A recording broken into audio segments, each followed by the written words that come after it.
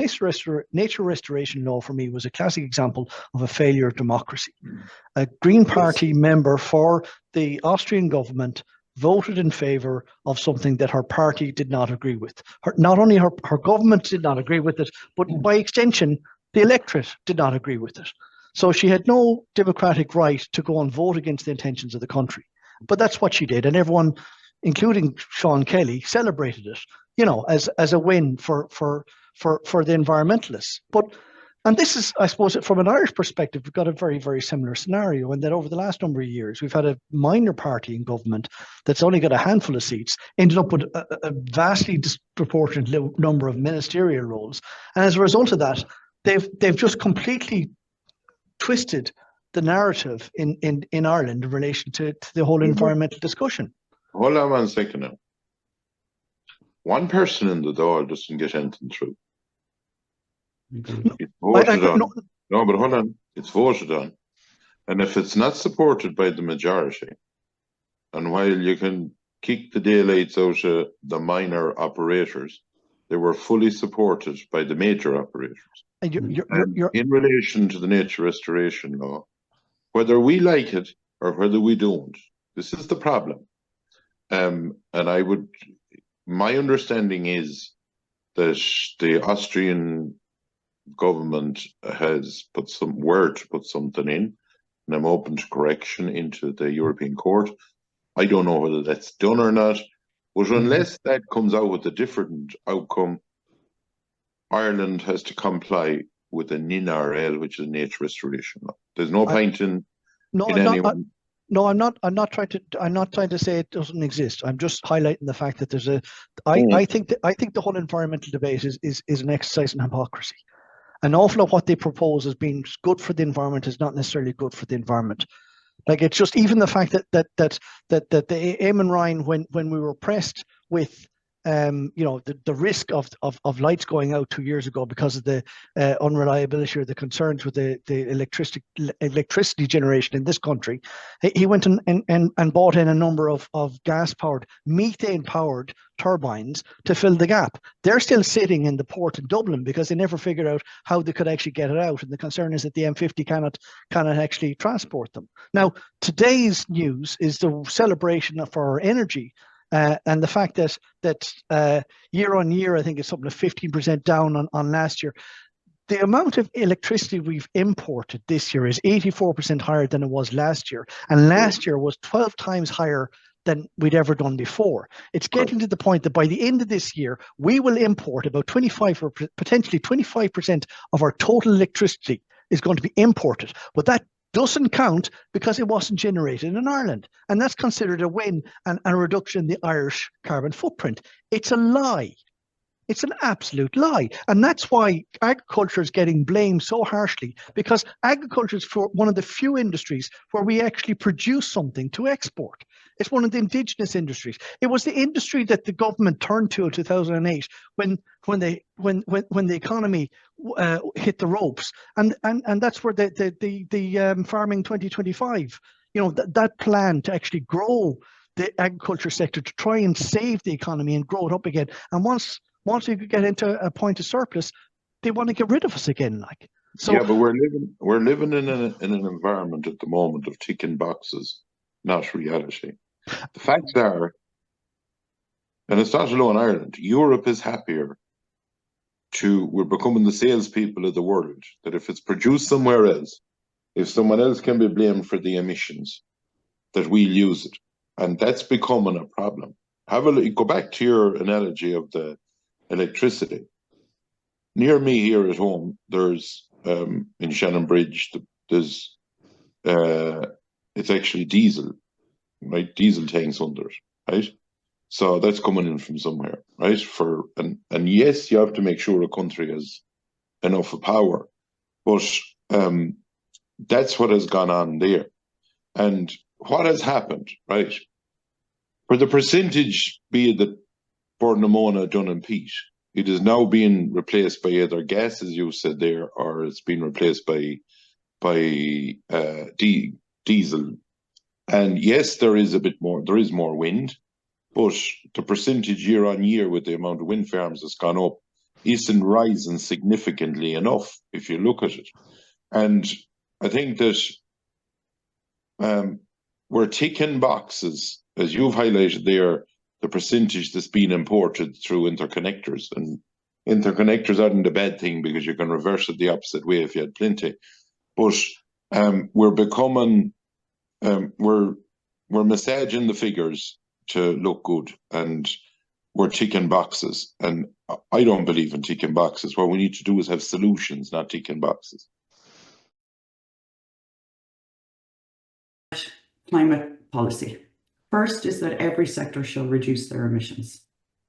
Second is that farmers will mitigate other sectors' emissions, and then farmers will grow trees to offset whatever's left from other sectors. That's Ireland's climate policy in a nutshell. Part two of that can only exist because we are treated differently. So if I grow, well, even if I sell my cattle and the tallow goes to biofuels, that reduces their emissions. But it doesn't actually reduce their emissions. They may well be producing exactly the same amount of CO2 as they were before. The difference is they buy or import a fossil fuel and burn it. The emissions are counted. When they use cattle tallow to produce a biofuel, the emissions aren't, because of the previous CO2. What goes up is what went down, so we don't bother reporting it. It just disappears off the books. If they had to report it, then our contribution to changing the emissions from other sectors, from ones that are reported into ones that are not. Their emissions are not going away. They are still emitting exactly the same amount of CO2. It's just now they're using fuels from the current day carbon cycle instead of an older one. It's big and it's complicated, and it's probably worth a call of its own. But we are on the hook for other sectors. We're being asked to contribute to biomethane, asked to contribute to biofuels, asked to contribute to all of those things. None of that will reduce our emissions. In fact, it may well even increase them. And all of it will be invisible, uncatalogued, unreported on, unrecognised, and most definitively unrewarded. I think that that's a significant problem in the industry. And I agree. I agree with you. What annoys me is that at no point when all of this was happening did farmers say, oh, look, they're treating us differently in a discriminatory fashion in a way that we're going to suffer from to everybody else. Okay, then.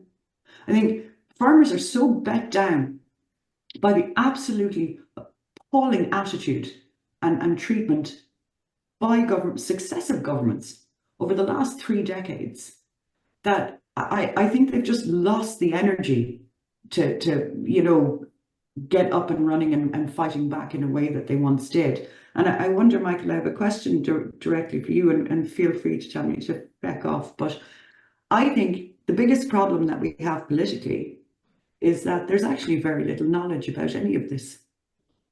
Yeah, you're 100% right in like, I think not a lot of people know that. We just take, for example, forestry is grown agricultural land, right? One simple thing to show you. Does farmers realise that with all the forestry in Ireland, that not all of that goes to the agricultural sector, because it's obviously an agricultural land. Some of that goes to transport and other different in mitigation, right? Does farmers know that? Does farmers know that anaerobic digesters, if you create electricity from obviously the methane from it, that will go to the energy side. And there is no hard analysis. And probably, look at, it hasn't been nailed down and done, that I suppose farmers were, it's very easy to say, why wasn't this, that, and the other? Farmers are busy farming. Yeah, they're not going to be looking at where emissions goes X, Y, and Z. But you know what? There's a reality here. if we don't start doing that in the agricultural sector, I remember learning a great lesson, and we were classed as a few bogmen years ago when we started off the turf cutters.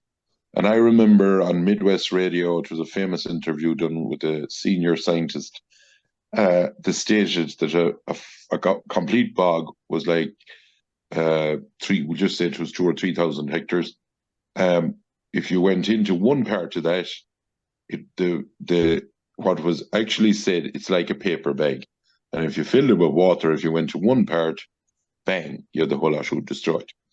Well, lo and behold, when research was done later on, where we liaised with probably the best hydrologist and ecologist in the country, it was proved that between 2 and 250 meters is what was affected, not the 3,000 hectares. And science is the essence of debate. Science changes as you get more information, and an awful lot of research has to be done, but you need a level playing field.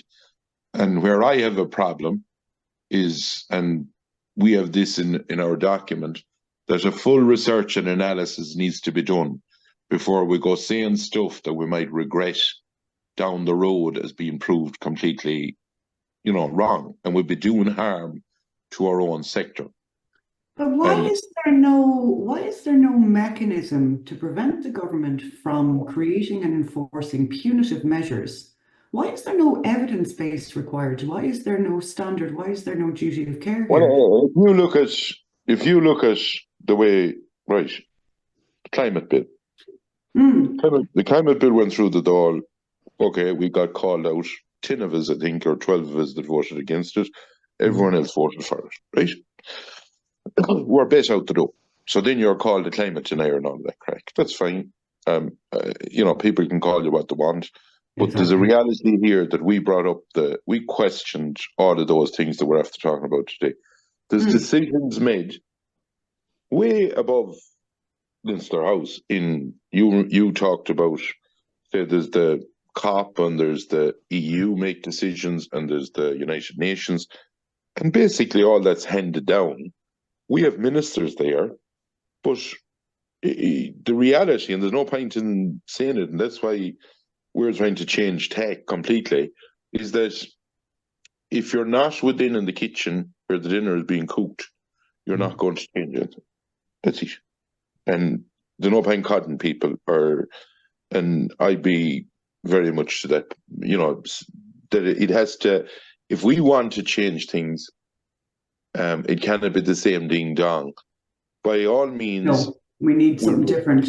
Well, we respect. Like, what you need to do is look at every case scenario. An awful lot of things has come out, and I'm not blaming the people that came out with them different scenarios. It was the best of their knowledge, to their ability, with what they had at the time.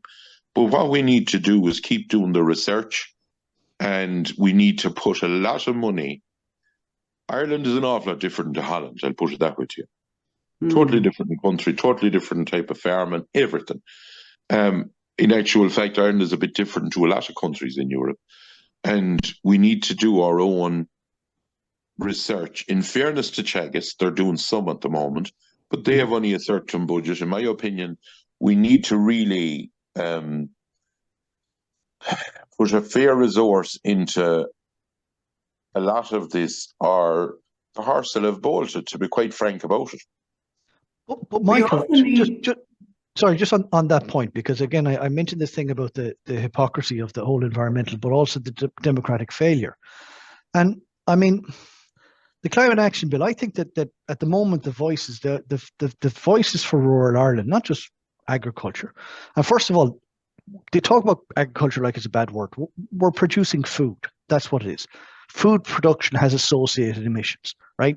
And it's treated as if it's like an industrial process. It's not. It's feeding the planet. It's feeding the world. Granted, we export 90% of our beef, but that's what's going to take to replace that. 50 million people we're feeding abroad, or we're contributing to having proper nutritious meals too. But what happened in the last number of years? The previous government, 2019, they actually voted in a Climate Action Bill. a number of NGOs, publicly funded NGOs, took that to the High Court, got it overturned, and the government accepted that without question.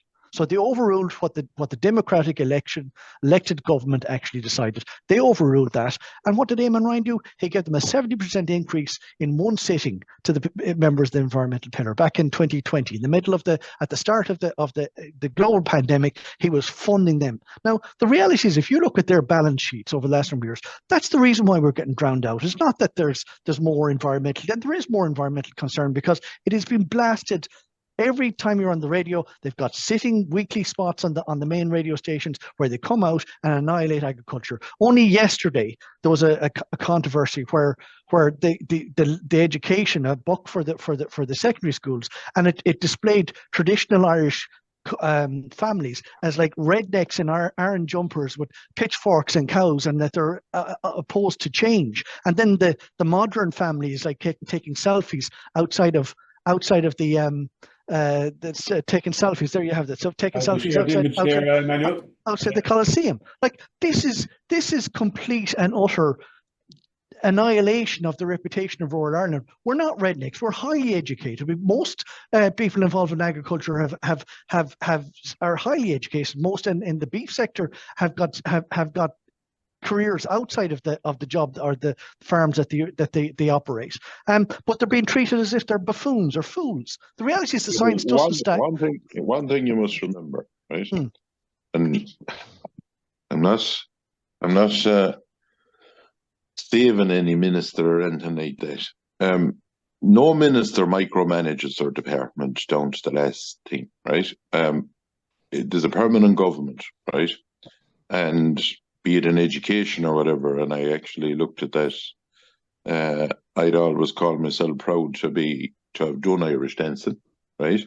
I would say that I don't know many families around Ireland that tell their kids they can play one thing or other. I think they bring them round in cares as much as they can, everywhere, to play as much sport as they can. I've never met one family that ever was a hypothetical type of a thing. On top of that, what's wrong with eating bacon and cabbage? There's nothing wrong with it. No. You know, it reared us, and we're not ashamed to say that. And a lot of the times, a lot of houses hadn't anything else, but I'll tell you, it kept food on the table. But there's this trying to an agenda as if you're backward or if you're a different race of a person, which I do really object to. If you're shown in a light that you're, as you said, a redneck, and I really object to that. But to be fair to any minister, that's within some department that all this was done. They didn't look at that book. When it's brought to their attention, they should be sorting it out straight away. I'm not sure. I know that the ministers didn't author the book, and I'm not trying to put that on ministers. But what it is, it's a narrative that's been implemented through funding. Like, so for example, this is only the tip of the iceberg. There's also, I know that we tried to put submissions recently into a new Leaving Cert course that they're proposing for climate action, where they will be required to take climate action in order to qualify for points in their Leaving Cert. This is extremely dangerous because people are not encouraged. They're going to be required to take climate action and to explain why the climate action is taken. And like, there's another example here, which is from that John has. He was the one who passed on this on, in fairness to me, which is to do with meat consumption, and the basically saying the statement that if you reduce, the best thing you can do for your carbon footprint is to stop eating red meat. And as part of the exercise, as laid out in the school curriculum that has been shared out with our secondary schools, is an exercise where they get people to stand in a room and stand either in the corner with the people who agree with it or the people who don't. Like, they're really putting focus, and this is my biggest issue with the whole environmental movement. It's the cynicism that they attack the youth, the innocence of youth, and they force them out onto the streets to protest. Like, there's no other subject or no other topic that they would actually encourage students to quit school and go and actually protest about. But in this example, this is getting indoctrinated into our education, whereby it's going to be very difficult for people to actually say that, well, actually, no, I don't believe that red meat is a source of thing. And the reality is, going to the science of it. Professor Alice Staunton has multiple research highlighting the fact that a balanced meat-based diet has a lower carbon footprint than any other diet. Now, she's well recognized internationally, but she's not getting the acknowledgement in Ireland because it's not fashionable. This is the issue. And on the other hand, you've got the likes of, this all stemmed out, as far as I'm concerned, as the Eat Lancet report from 2018 or thereabouts, about that basically if the population of the world doubled, we'd have to seriously reduce the amount of meat we produce. The reality is, if the population of the world doubles, water is probably going to be a lot larger problem than meat consumption. But the problem I have with that is that the Lancet journal itself, and we talk about scientific research and whatever else, the Lancet journal took 12 years to retract its article linking the MMR vaccine to autism. Like, no one accepts that. No one accepts that today, but we still go back to the same journal and say, oh, they're obviously right. So science is only as good as the scrutiny is, and I appreciate Michael. It is, and certain things just for your information, public attention. Just Sorry, for your, go ahead. Just for your information, it has just been sent to me. We apologise for any hurt caused. School book publisher apologises for discriminatory depiction of Irish family. I just see it hot on the press this minute. And that's positive, but I mean, it shouldn't have to. Yeah, like, the reason is because a lot of people were infuriated by it, because yes, whether there's a lot of different reasons why someone doesn't go somewhere. We're told to in holiday, and if you've fine weather, you won't get a nicer country than Ireland to go, right? And there's a lot of parts of Ireland that you can enjoy your holiday as good as anywhere else. And don't depict people as being different that they're not going to France or whatever. And if they are, we're actually worried about their carbon footprint. Most people would be heading on a plane to France, where you'll be shooting down the road a few miles to a local place. Do you know what I mean? But look, there's a lot of things that it's good actually to see that tonight, but it's only that people power stood up. And the one message I'd give is that farmer power needs to stand up, or if it doesn't, Michael Fitz or Nadaline or 20 or 50 or 100 more, be them politicians or ordinary or any of the farming groups, you're not going to win the war on your own. And we're not unrealistic people, but the problem is that at the moment, and I see it day in, day out, when you question something, you're basically put into the bold corner now in a lot of the media. Let's be straight about it. If you question something about what we've talked about already, well, you're called a climate denier and you're called everything under the sun. Well, look at sooner or later, debate has to be allowed, and you have to get to the accurate situation on something, not a gang of figures coming at you and you're not knowing them. And the other thing that's I've often questioned in a lot of things, including, and you'd know it well, Emmanuel, say in cattle categories or stars, and in climate and in a lot of things, this modelling, I can never get my head around it, because the modelling that's used, we don't get enough of information to understand it. And by God, we need to know how good or how accurate or how well it's done in all aspects. And that's the thing, Michael. Sorry, I agree completely, and it's one of the things that I've been fervent about in relation to the ICBF figures and so forth. Like, science without scrutiny is just fiction. Like, there has to be oversight. There has to be a mechanism to actually question and articulate arguments, and someone has to decide who is right. And at the moment, there is no right. And that's like, there was an article recently, and just to give you an example, an article recently said we shouldn't produce meat because it's got a low calorific value. By that rationale, we should all be producing sugar and only sugar. Now, no one would make that argument, only environmentalists trying to shut down a meat sector that actually produces some of the most nutrient-dense, nutrient-dense food that cannot be compared to the likes of sugar or low or cheap carbohydrates. But yeah, but the big problem at the moment is there'll be a report out one day telling you that'll come. You'll see it from some country that says re-wetting everything is the greatest thing since the sliced pan. If you look at in the last few weeks, a report has come from Scotland, and I was reading up on it, that it says farm and peaty type soils is better for it. So, like, what do you? It's one day it's pushing one way, and the next day it's pushing the other way. We need accurate info, and we need it from our own country, the way that we can go out with the stats and the facts and know exactly where we're going. I have a question, and it's probably a really inappropriate question, so I'm going to frame it carefully. In relation to modelling, was it the year before last, we had the University of Limerick commissioned by the EPA. We had this big modelling to say that we were going to need to get rid of 1/3 of the national herd, and we were going to have to re-wet 800,000 hectares and whatnot, and all of this was leaked to the press. And it sort of captured the public imagination, you know, this is the extent of farming that has to be reduced to meet our targets and save the planet. So here's my question. At the time, and even prior to the time that the EPA commissioned that modelling report from the scientists in the University of Limerick, they were aware that Teagasc had been funded with research to investigate peatland emissions estimations and the estimations of methane from cattle. And they've known for the last 12 years that preliminary research from Teagasc showed that the overestimation was substantial.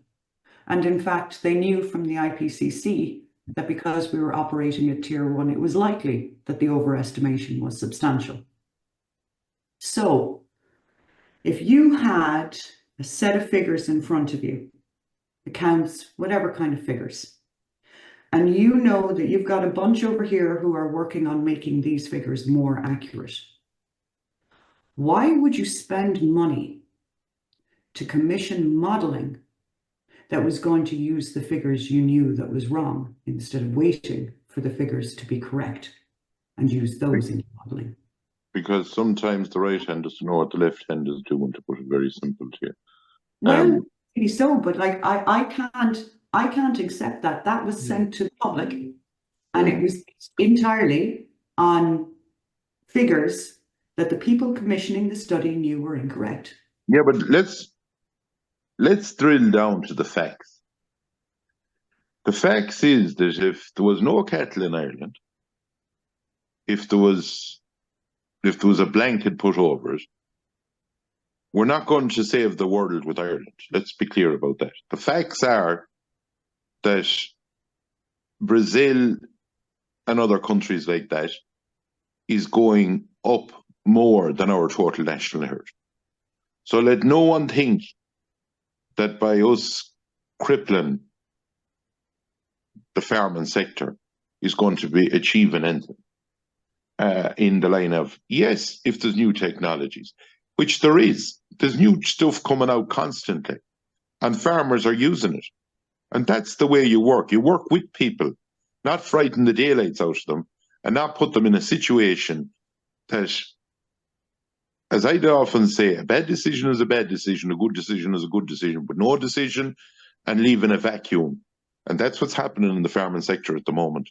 And if you look at it, like myself, a lot of farmers have grey hair, and they're older farmers. And we need to entice and actually sell a good story out of Irish agriculture, not be day in, day out in media or whatever, beating the daylights out of it, because it's not a good thing to do. Just on that, Michael, Eamon here. How are you doing? You well?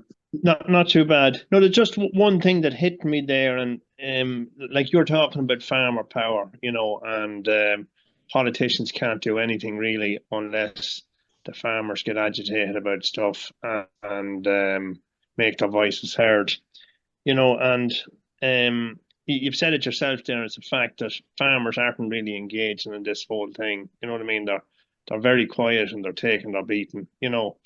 Now, we have tackled other things in the past, but on this thing we haven't come out and we haven't tackled it. And I suppose you're trying to understand the reason why, and maybe a wake-up call for farmers that they need to do something. Well, I suppose farmers believe, that say if it was a shortage of food, for example, all this climate stuff would be swept under the carpet and we'd be paid money to produce food again, to forget about this climate change for the length of time that people were hungry, and we'd be told to produce as much food as we can. And I suppose that's a belief that farmers have, that food will always be wanted. And if you look, you talked about schemes there, and there will be heaps of schemes to support these changes, that are coming. But if you look at the suckler scheme, for example, I think the ICBF, myself and Emmanuel were at meetings to do with all those figures and that type of thing. But the reality is that Emmanuel can verify this. There's only about 20% of farmers are actually engaged in that suckler scheme at the moment. About 1 in 5. So this is a scheme that's designed to help climate and counteract climate change. And you've got 80% of the farmers that have given up. The scheme is too complex. They couldn't be bothered. They're going to farm the way they've always farmed because they don't believe in this stuff. You know what I mean? And they're fair not to engage in it. And the very same thing will probably happen to all these other schemes that they force down the necks of farmers. And if farmers don't engage, well then, okay, they may go out of business, right? They're getting old, as you say, they've all grey hair. They may very well go out of business if all the EU money is directed to the 20% that do conform. But they're not going to make any meaningful change if farmers are not engaged. And I think farmers sort of think that, well, I don't believe in that. It's the same as you said earlier about massaging the figures. If you don't believe in something, that it's actually doing the right thing and making change, then you're not going to buy into it, regardless of whether you're ticking boxes or not. So I think that's farmers sort of have an inner belief that food will always be wanted. Do you know what I mean? I think like everybody else. I think there's an important, just something that I came across recently, and I was trying to find it earlier in the research for this chat, but I couldn't. But I'm going to have to paraphrase. But there was an interview there recently with the Director General of Agriculture in the UN, Dr. Q. I'm not going to even pronounce his second name. He's a Chinese gentleman. And he was asked, why is there such animosity? And I'm paraphrasing here. Why is there such animosity to livestock production in Europe? And his explanation was straightforward. He said it's because they haven't experienced hunger in so long. Now, he comes from a completely different culture. He comes from a culture where his family was reared on 2 hectares or whatever they had, and they'd scrimp and save. And he knew what it was like not to go hungry for a period of time. And I think that's the essential element here. And that's the view. Europe has food has become so available that basically it doesn't matter anymore. It's more important that you have access to social media and to have your gadgets and your streaming and let's not count the emissions associated with that because they're all made in China. But food production, again, it's down to the fact that again, it's just the fact since the Second World War, Europeans, and that's, to be fair, it's a consequence of the success of the CAP policy, which was that no one should go hungry in Europe again. And it's coming back to bite us now, whereby the people don't appreciate. There are people in the world who cannot buy food. Now, the reality is, if there is, what kind of bugs me, and it goes back to the point that you mentioned earlier, Natalie, in relation to the UN. I think it's a second. You said it was a second, I can't remember the term you used, but basically under the Paris Accord, we're meant to reduce emissions while maintaining food production, while protecting food production. And that's the thing, is that second element of the, from the point of view of Irish international commitments, we're now going far in excess of the 18 or 20% that we promised to in the Paris Accord. We're going for net zero by 50. Which is way in excess of that. But to do that, we're actually going to go against the second most important point of that agreement, which was to maintain food production. we were to the actual goal of the Paris Accord, if I'm not mistaken, is to reduce emissions, keep it below 2 degrees of an increase, and remove hunger. So Yes. the Irish solution of solving the Paris Accord is let's stop producing food, and no one in Dublin. Yeah. Recognize the pattern though here, right? So back a few decades, people had gone hungry. We want to establish food security. We're going to throw everything, including the kitchen sink, at it, which is where some of our environmental issues came from in the first place. Like, I think an awful lot of the EU and the politicians that we have now forget that some of the damage that was done in their hell-bent food for everybody, food everywhere, right? Now we're net zero. We've gotten all about food and we're running off this direction. It is only my personal opinion. But I think that if farmers are sitting at the back of the bus thinking, yeah, some of these lads are going to go hungry now and they'll give it up with this net zero nonsense and we'll be back in business. Or in the alternative, that there's a particular, group that's going to save you. I think that's incredibly naive. I think that the systems of food production have changed. I think that the world is anesthetized into some sort of sedation by a mix of, ultra processed foods and social media. I think that there's a great deal of apathy out there. I think that, would people chow into a bowl of cockroaches? No. Will they eat pizza made with insect flour? If it's cheap and it's tasty and they can shovel it whilst in front of Netflix, then yeah. I mean, the whole net zero thing is predicated on, this is not me saying it. This is from the woman who was the UN climate chief, Christiana Figueres. And she is basically saying that, we got rid of agriculture. She's looking at, it's a book she wrote called The Future We Choose. And she's looking at 2050 and she's saying we got rid of livestock agriculture to grow all these trees. And it wasn't the solution that we needed, but it bought us time. And so if you take on board the whole man-made climate change is caused by increases in greenhouse gases, right? Then the solution is to either stop releasing those greenhouse gases or take them back out of the atmosphere. Now, there are juvenile technologies in relation to that. But you need to understand the policies that we are pursuing now are not to fix climate change. They are to kick the can down the road. We reduce livestock, grow a ton of trees, we can pull a load of CO2 from the atmosphere and hold it here for like 30, 40, 50, 60, 70 years.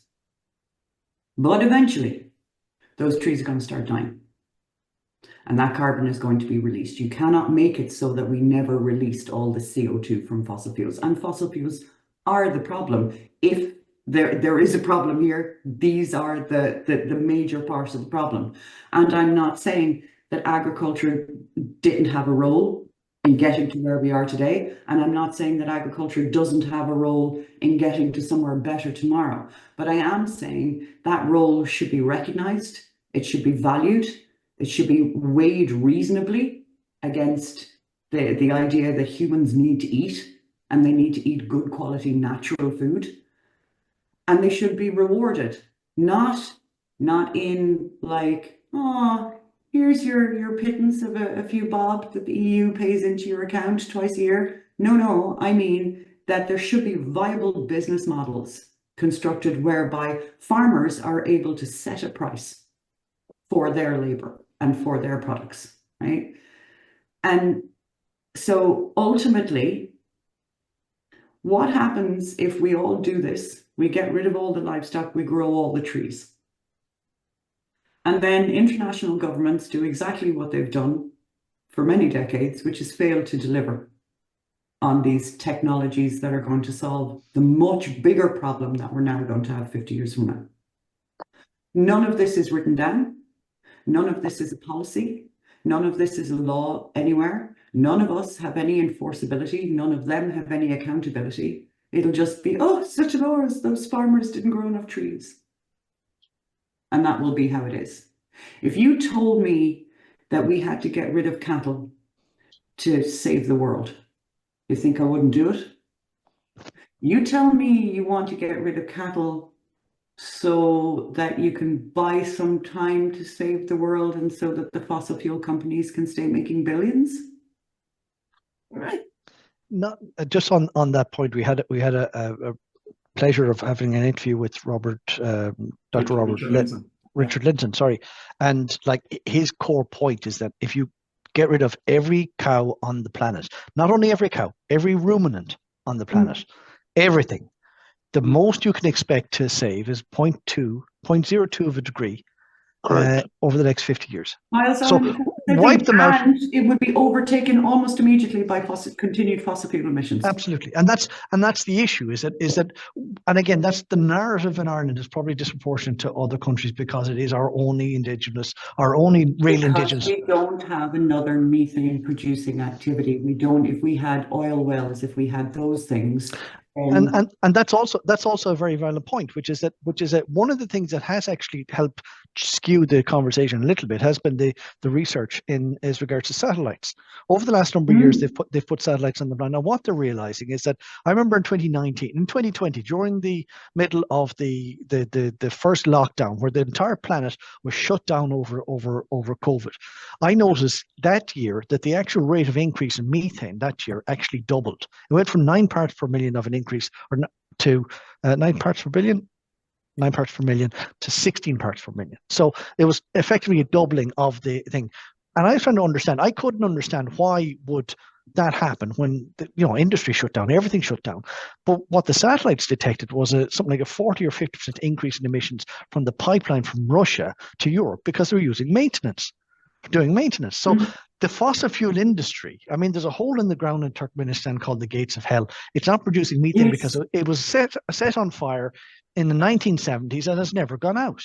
So it's burning for over half a century. There are holes in the ground that are spewing methane into the atmosphere. To your point as regards to the fossil fuels, one thing you remember the Nord Stream attack where it turns out now it looks like it was Ukrainians, I think, is who are being blamed for this. But when that got damaged, the amount of methane that was in that pipeline equated to I'm trying to work from memory, equated to the total amount of methane that the Irish agriculture produced in a year if released in 2 days as the pipe leaked.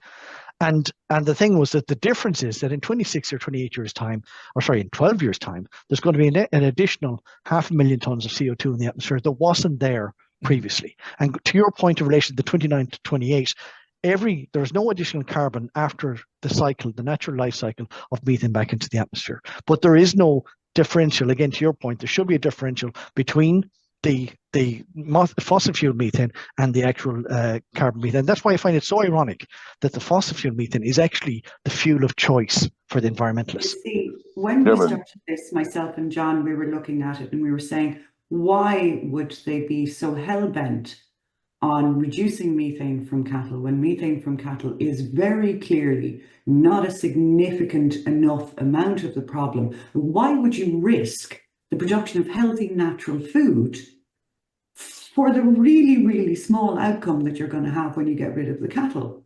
And because it's not about getting rid of the cattle, it's the fact that the cattle are inconveniently occupying what is needed to deal with the problem. And that's grow trees. Yes, you're right. And I think that's the thing. It's about shutting down agriculture in order to allow the other emitters to continue emission. They're not going for zero emissions, they're going for net zero.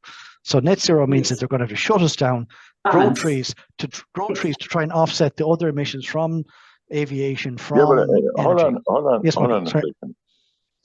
Let's look at trees. Let's look at Ireland's targets, 8,000 hectares.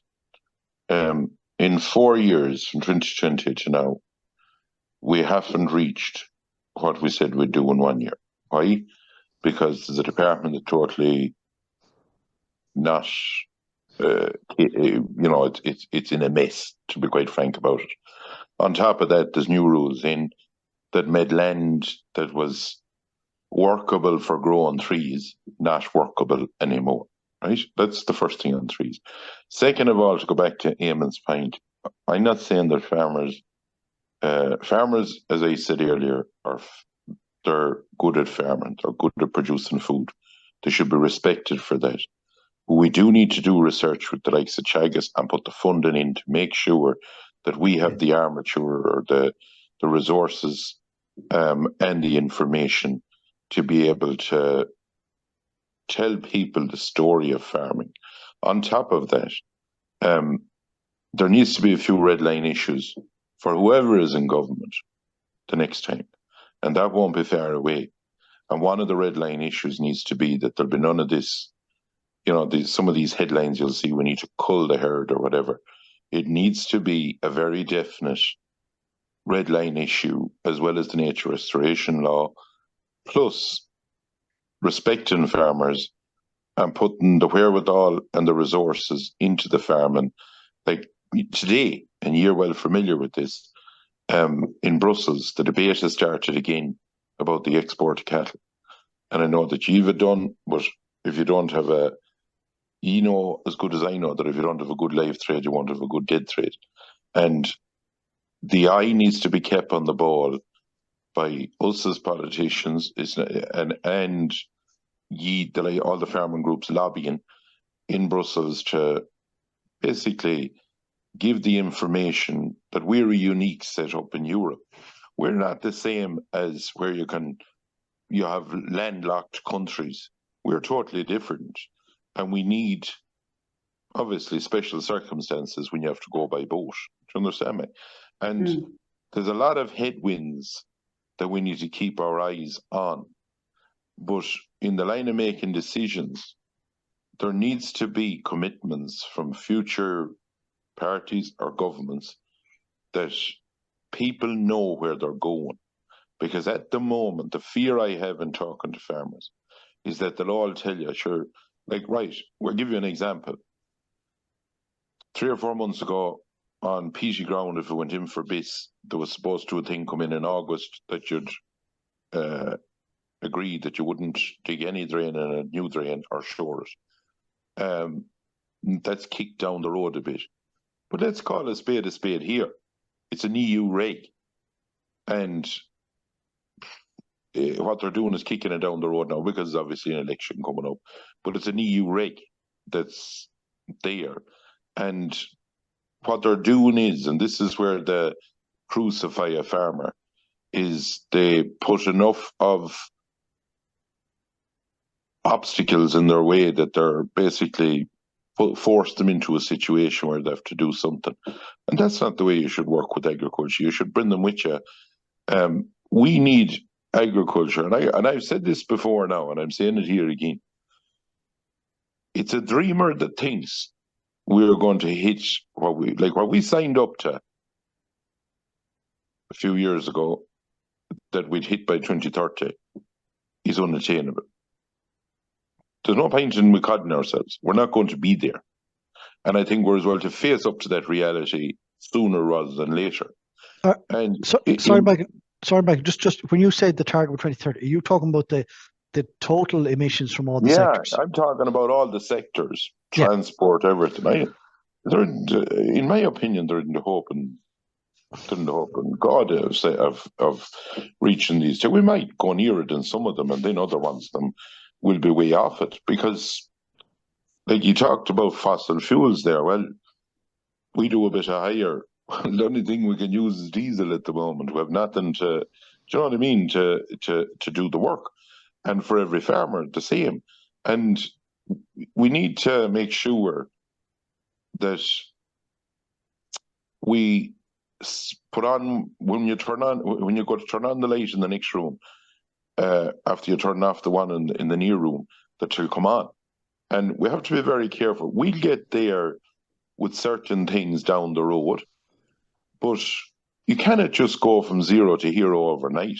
And you cannot, we're a different country as well, where, like England has a lot of industrial stuff. Agriculture will be always our highest in if you want to talk about emissions or whatever. But the first thing we need to do is always go down and get the accurate info and start with accurate information. Because if you don't, you're going nowhere. And in my opinion, there's 4 or 5 years research needed of accurate information in Ireland to make sure that we have accurate figures and that we include all the different things, and that agriculture, why would agriculture land be given a portion of their forestry to transport?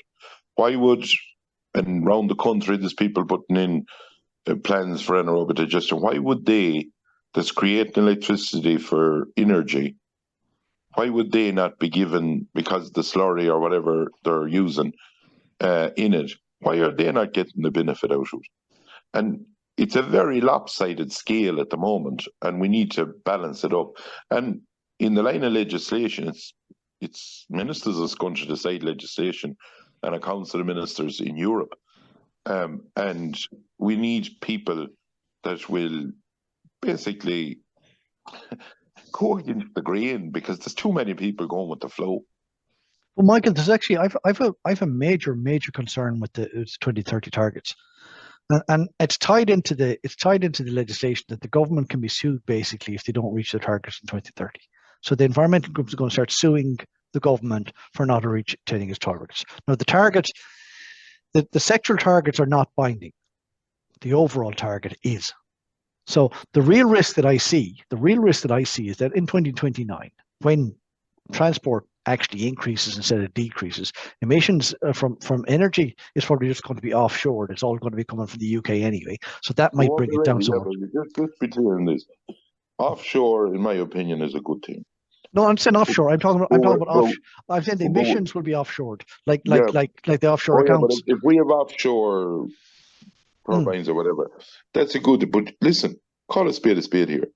Most of that is between 2030 and 2040. It's not absolutely. No, my concern that I was going to make, Michael, is that when it comes to 2029 and the other sectors have failed to reach their targets, the obvious and only way to achieve the net 50% reduction is going to be a cull in the national herd.